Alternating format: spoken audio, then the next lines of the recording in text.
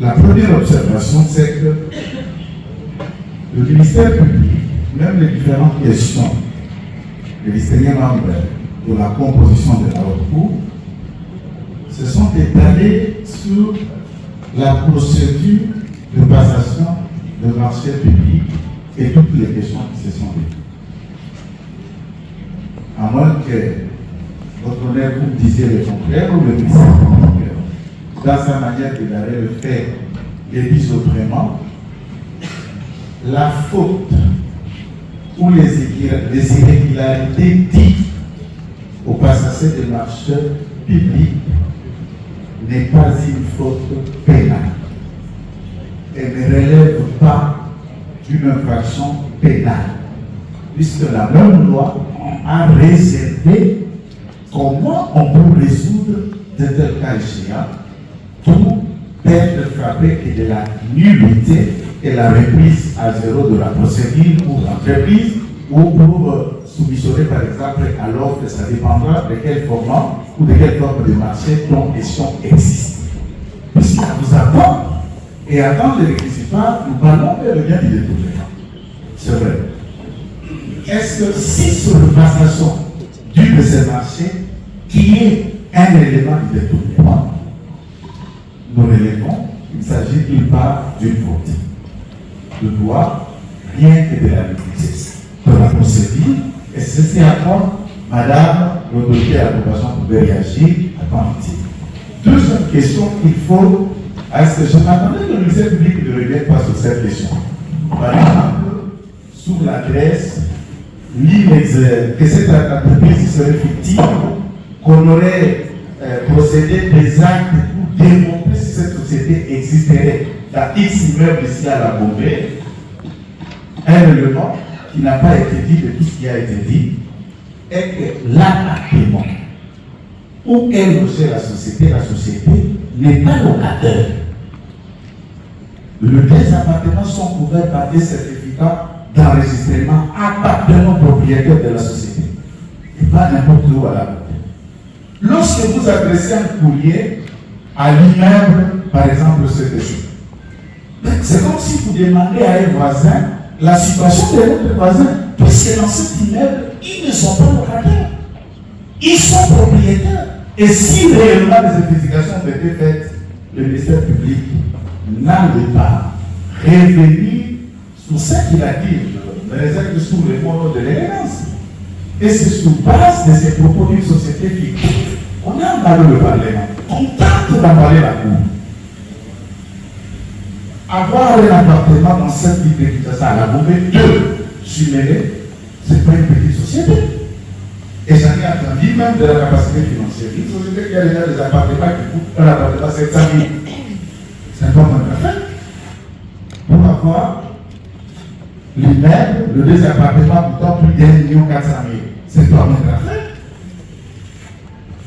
Deuxième élément. Troisièmement, on parle sur l'expérience de la société sur base de quoi vous aurez dit à côté. Notons qu'en droit, la société, c'est une fiction. La personne morale, c'est une fiction. Pourquoi? Puisque, en termes et à la lecture de la loi sur la passation des marchés publics, quand on parle de l'expérience d'une société, on se réfère au CV, au parcours des personnels qui composent cette société, notamment ingénieurs, capacités, ce qu'ils ont eu à faire par le passé. Par exemple, quelqu'un qui travaille à Safrika Septembre, qui quitte aujourd'hui pour mes ententes, et il met sa société, ça fait 6 mois. Mais c'était un ingénieur de bâtiment depuis de 30 ans, et il a posé date à Safrika. Donc, il met sa société de 6 mois, il dit, mais 6 mois, c'est quoi? Alors que venait de la Safrika, ça fait 35 ans de carrière. Est-ce que le dossier de pièces des personnels des ingénieurs qui composent la société, le ministère public a fait état? On parle de 30% dans le marché public toujours.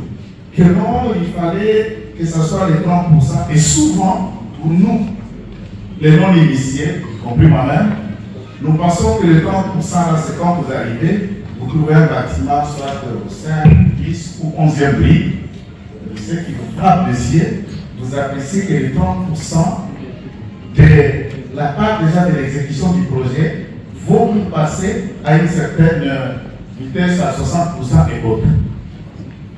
Vous ignorez la part la plus importante. L'étude du sol.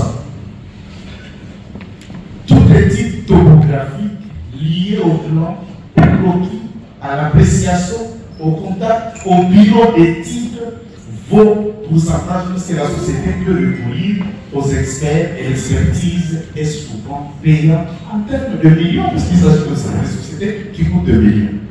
Et tout est dit avant fait. Vous allez le qualifier de combien de pourcents? Et les 30% souvent passent dans la période d'étude, de l'appréciation, du plan, de l'organisation des engins et de ce qui va être fait. Et vous pouvez arriver, par exemple, pour faire un pont, pour construire un immeuble, quand vous êtes allé solliciter l'expertise comme sur le temps de ces sociétés qui l'a fait, c'est payant après 2 millions. Et là, ce n'est pas le cas. Ce n'est pas la partie ministère de la Justice, comme vous dites, qui le finance, c'est la société elle-même qui le fait. Et qui évalue le pourcentage d'une étude préalablement faite avant le début de construction proprement dit, pour dire qu'il n'y a pas eu 30%, il n'y a pas eu 30%, pourquoi on a versé 10 montants, pourquoi on a versé 10 montants. Et enfin, toujours de la société, selon que nous avons atteint, disons, d'après l'ordonnance que nous respectons, qu'il ne relève pas du ministre de la Justice, garde de son pour les recours, de construire de bâtiments dans un gouvernement, seul, au regard de la démonstration faite par le ministère public, le ministre des ETPR, qui peut seulement le faire. Je ne voudrais pas ici rester que dans ça. Un débat s'engage au Conseil de ministère. Et on suppose que les chefs du gouvernement et de toutes les autorités qui participent dans ces conseils savent bien l'esprit de cette ordonnance. Mais néanmoins, confie une responsabilité au ministre, dont le ministère public vous dit il ne remet pas en cause qu'il a eu la charge de construire et diligenter ces prisons et maisons d'arrêt. Il remet en cause que ça soit fait à Kisangani. C'est ce qu'il a démontré. Que ça soit fait à Kisangani, il vous démontre le site de Minerve, le Métèque, le site de ceci, de Samedi. Si ça a été fait dans ce site, c'est normal, le ministre était qualifié de construire. Et il n'est pas qualifié puisque ça a été fait à Kisangani. Et le ministre demande, disant non, après débat et délibération, il a été décidé par le Conseil des ministres que ça soit fait à Kisangani. Il n'a fait que suivre les orientations de son hiérarchie. Et enfin, l'on parle d'argent destiné à la victime de Saint-Brieuc, qui est l'arrêt de la Cour internationale de justice a déterminé dans sa motivation comment l'argent sera réparti. On a cet arrêt. La République démocratique du Congo va en procès. Il gagne. Et non pas de victimes de cette guerre qui se sont constituées, constituent un groupe d'avocats et vont en procès contre le Ghana. Non, la République qui va en procès et il gagne. Et il y a des dommages et intérêts qui viennent. Et c'est la Cour qui dit à la République comment tu vas utiliser cet argent. Dans un arrêt. Vous pouvez trouver ça? Et le ministre vous dit, vous l'avez dit honoré, vous dit que oui, cet argent vient de cette procédure de l'action que nous avons gagnée de l'Ouganda. Mais quand l'argent vient se répartir en 3 niveaux, ça vient, on le canalise, il y a des victimes indemnisées individuelles, collectives et environnementaux. Il en a parlé de 9 millions déjà utilisés dans cette caisse, nous rappelons, qui a été décidé encore dans le Conseil des ministres pour la réhabilitation de la centrale hydroélectrique de la Chopo, par la même caisse, par le même fonds. Certainement, cette fois-là, on n'a pas parlé de détournement, c'est 9 000. Ça a été déjà décaissé 5 millions pour la réhabilitation de la prison centrale de Makala, dans la même caisse. Cette fois-là, ça n'a pas été dit à tant que tel. Bon, on comprend. C'est ce que nous sommes en train de constater et nous voulons, s'il s'agit bel et bien de la procédure devant la Cour de cassation, c'est procès où on sanctionne comment un marché a été passé, lesquelles règles des procédures qui n'ont pas été respectées, où nous parlons bel et bien d'un détournement qu'il faille démontrer à aucune banque en République démocratique du Congo où il y a des comptes ramenés après comptes séquestres. Et heureusement, le ministère public, très humble, il a défini même qu'est-ce qu'un compte séquestre. Vous l'avez compris dans l'aspect qui est un compte qui devient séquestre par le séquestre conventionnel, ce qui est le cas sous examen en espèces. Mais tout le compte soit courant, soit épargne, et il n'y a jamais eu en loi ou en règlement bancaire un compte bloqué. Bloqué, c'est ce qui s'appelle le paiement séquestre et qui peut s'ouvrir d'une certaine manière définie, soit par les parties concernées, soit par la décision judiciaire. Si tel est le cas, à ce moment-là, la partie Mutamba, avec la société Zion Construction, ont décidé à tant que tel que cet argent soit gardé, la société y travaille, quand nous arrivons X% des travaux et qu'on commence à les décaisser de manière surveillée par l'IGF. C'est simplement que cela a été dit lorsque le ministère public influence le palais, disant que nous avons été dans cette adresse, on n'a pas trouvé la société. Je ne reviens pas pour la saison, pas pour le dire. Cette société dépasse ceci, et les manœuvres s'en va. Sachant que le ministère public a écrit au guichet, c'est une dame de la guichet qui va aller dans l'adresse de la société, trouve la société, et même au moment de comparaison, cette société existe au 4e niveau. Même immeuble où il a envoyé la dame, l'appartement 407 existe même pendant une comparaison, puisque ces appartements sont la propriété de la société. Qu'est-ce qu'on vous a appris en fait? Pour moi, je laisse les gens compléter. Oui, je peux compléter, s'il vous plaît. Je laisse Osmani pour 3 à 5 minutes. Puisque c'est le juge de la légalité. Malgré cela, la Cour s'est dit être saisie à l'endroit de la partie ministère public et non pas de la partie Constant Mutamba.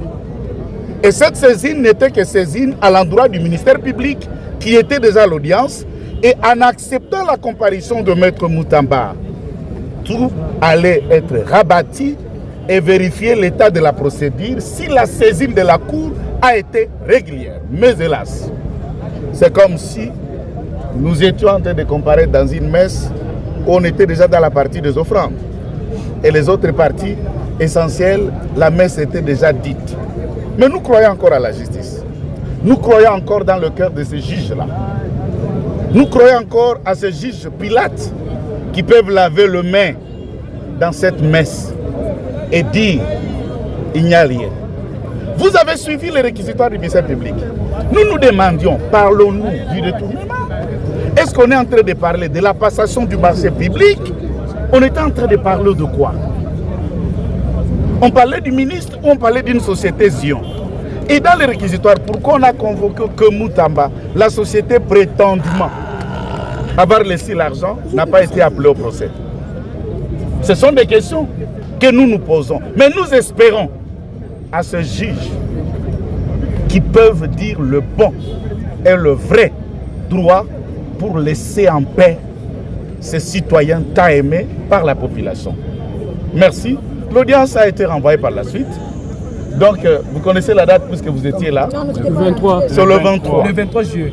Du même mois que nous allons encore être ici pour défendre la cause de Constant Moutamba. Nous espérons bien que nous gagnerons. Informé. Maître, vas-y.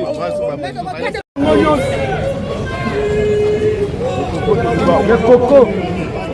Constant Moutamba.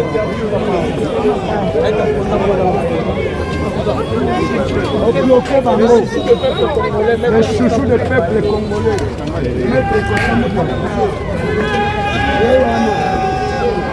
Maître Constant Moutamba. On était ensemble. Voilà. Non, non, Bobimba.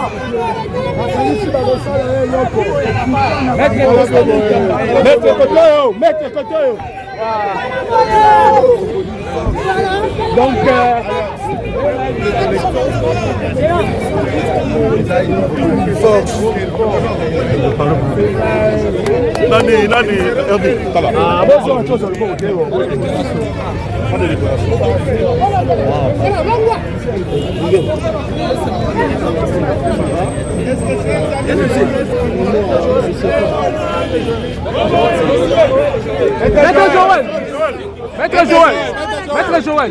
Maître Joël, le ministre vous appelle, le ministre.